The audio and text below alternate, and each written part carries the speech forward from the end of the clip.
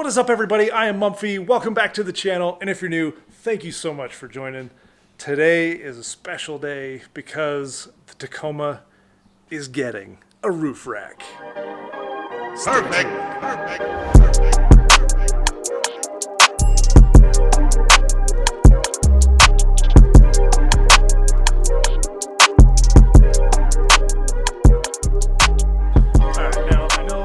Prinsu rack is kind of one of the standards among roof racks for the Tacoma, but I kind of looked at what kind of accessories I was going to run, what I planned to do with casing and storage and stuff like that on top, and I just decided to go with the Prinsu tried and true setup, and it also, I think it looks pretty clean on top of the Tacomas. So here's what comes in the package. All right, so here's what you get when you order your kit. You'll get this hardware kit as well. All these bags are included in the hardware kit, and you'll get your mounting hardware, rack mounting hardware. You'll get a couple of mounting option screws with T-nuts, and you'll get some tie-down rings. Now, I opted for the optional light bar mount because I'll be running a 40-inch light bar. So I opted to have that. That's just an additional cost, probably about 20 bucks if I remember correctly, on top of the whole Prinsu kit. All right, the first thing I'm going to do is I'm going to mount up the windscreen with the only bar that's not black. It just kind of comes aluminum. That's actually going to go behind the windscreen. So I'm going to get that mounted up along with the weather stripping, and then we'll kind of go from there. I'll square up the side rails and go from there. All right, so there's a pack that's actually labeled wind deflector. And so what I'm going to do is these slide into the rail like so. They slide down the rail.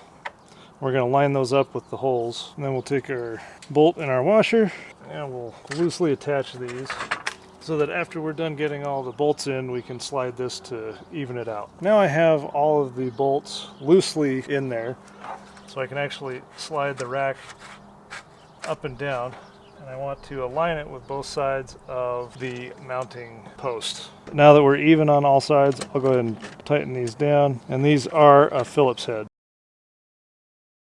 And it's nice that they give you a couple extra. Now I'll put the weather stripping on. So the weather stripping actually has a nice foam bottom and then a channel for you to slide the bottom of the wind deflector into.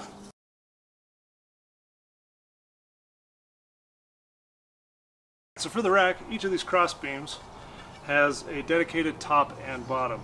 Now the top is going to have these little openings on the railings, and you want those to face up so you're able to slide your connections and your bolts, T-nuts, whatever, to the top. So if you have it upside down and you don't see those cutouts, just make sure to flip it over. Now what I'm going to end up doing is I'm just going to attach a front, and maybe not all the way back because I have to account for the antenna that's on the truck. So I'm just going to frame this up real quick, then we can see about where I need to space the rest of the crossbars on the top.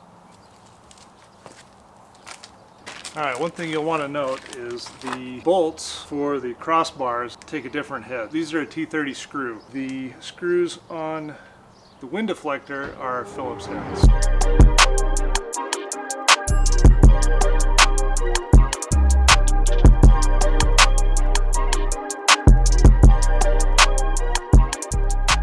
Now that I've got just kind of a base done, now we need to work on the top of the truck. And what we need to do there is we're going to work on removing this weather stripping, and then we'll find the screw holes that actually are underneath all this so that we can add our spacers under here, and then we can start sizing up where we need to put the crossbars on the rest of the Prinsu rack. I just got to make sure that I have enough clearance for my antenna. Alright, so we're just going to start by prying up this corner. It's just held on by a quick little tab, and then the rest of it does have double-sided tape on it in different areas.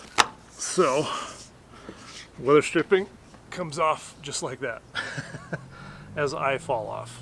Alright, next we'll need to find where the holes are, and Toyota puts color match tape over the holes, so we'll need to poke our holes in that tape and then we'll have to line up and make our marks on the weather stripping so that way we know where to cut or drill through. My first double-sided tape is actually on top of the color match tape.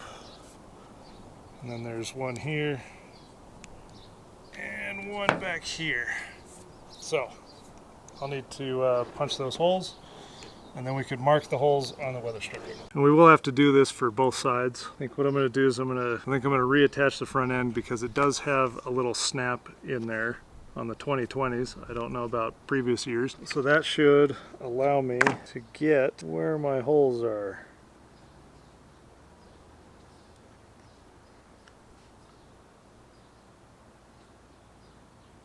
And I do have to say having rock sliders helps as a step to move down. It is 84 degrees out here, pretty hot. Weather stripping's burning my fingers. All right, I've got our marks. I'm gonna take this off and trim. I'm gonna end up trimming the metal that actually runs through the center so I can drill through. Now, anybody that's worked on the Tacomas knows that there is a metal spine that runs down the center of your weather stripping. What I've done is I've marked on top of my weather stripping where the edges of that tape was, so I kind of know where I need to trim. So what I'm doing is I've got a pair of snips, I've got a razor blade, and then I've got this little cutting tool to help me just kind of pry this off. I'm making a cut and then cutting underneath, making a cut across here, and then with my snips I'm able to cut that small little metal strip that spans that.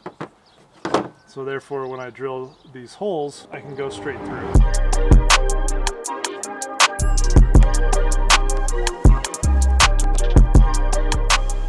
Alright, well, I'm going to be making a square cut for a round hole, but I think this will actually work out a little bit better just to give me a little bit of play. I need to just widen this just a little bit, but I'm kind of liking this. This is going to be covered up anyway, and I can fill it with silicone. And instead of trying to drill through rubber, I get a cleaner opening. So this is the solution that I'm going to go with.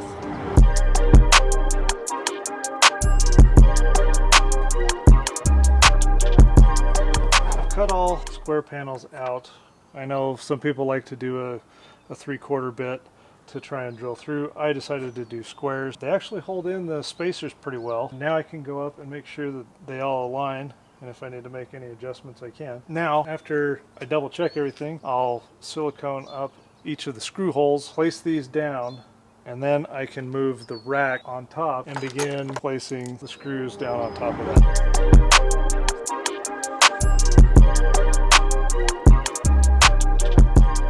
Alright, now that I have the rack on top, I can start placing everything else and situate all the crossbars where I want them. Do that, and then we'll get the wind guard on. We'll wrap up this install.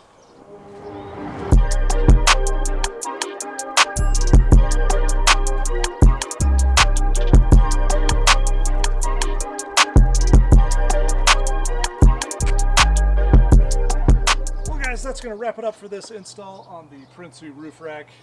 I didn't install all of the crossbars. I actually left one out, and I may go back and readjust kind of where I have them when I finally put some cases up on top. A few other things to kind of note. I do have a couple of extra parts, which actually is kind of nice on an install like this. Drop a bolt or screw or something like that, you at least have 1 or 2 extras on there, so I really do appreciate that. Anyway guys, if you feel like I've earned your subscription, please smash that subscribe button, hit the like button on your way out, and if you feel like I've missed anything or have any questions on the install, please leave them down in the comment section below.